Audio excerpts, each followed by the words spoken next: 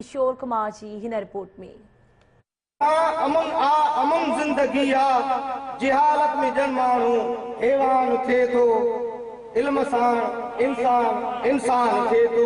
गमन बरसा गोठ कायमदीन कलोड़ो में नौजवान की समाजी तंजीम मेहरान यूथ सेवा डेवलपमेंट ट्रस्ट पारा अमुन सेमिनार ऐं मुशायरे की तकरीब कोठाई वही, जैमें मुख्तलिफ मरतबे फिक्र से ताल्लुक रखंदड़ शायरन अदीबन सियासी समाजी मानुन शेर मकाला पेश करे अमुन जो पैगाम दिनों।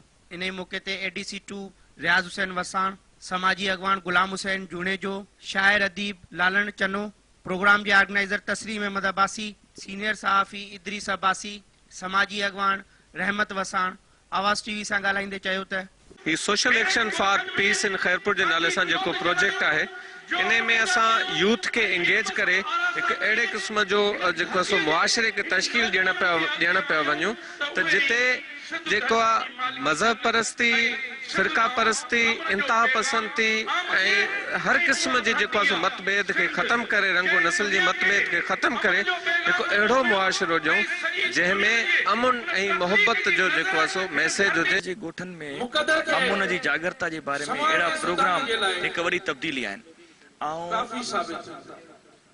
सारा कया तो हितां जे नौजवानन के जिन पांजी सतह ते ही आज़ाद एक प्रोग्राम रखियो है जो मकसद है तो अमुन जो पैगाम पहुंचायो। अमुन सां जॾहिं प्रोग्राम थियनि था पिया त इहा माण्हुनि में हिकिड़ी अवेयरनेस ईंदी, माण्हुनि में इन अमुन जी अहमियत जी उनखे ख़बर पवंदी, माण्हू इन तरफ़ माइल थींदा। हक़ीक़तन पहिरियां जेको आहे ॻोठनि खां शुरूआत थियणु घुरिजे। ॻोठनि में अगरि अमुन थी वञे त यकीनन उहो शहर में बि अमुन अची सघे थो ऐं अमुन जेको आहे अगर हूंदो तो मुल्क खुशहाल थींदो। नौजवान हर मुआशरे जी रीढ़ जे हॾीअ वारो किरदारु अदा कनि था।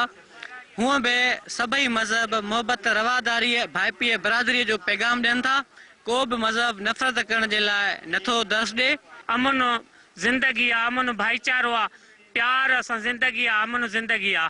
असां इन जे लाइ जेको आहे जाखोड़ कई आहे। कायमदीन कलोड़ो में सेवा डेवलपमेंट ऐं मेहरान यूथ समाजी तंजीम पारां जेको आहे ही अमुन मुशायरो करायो वियो।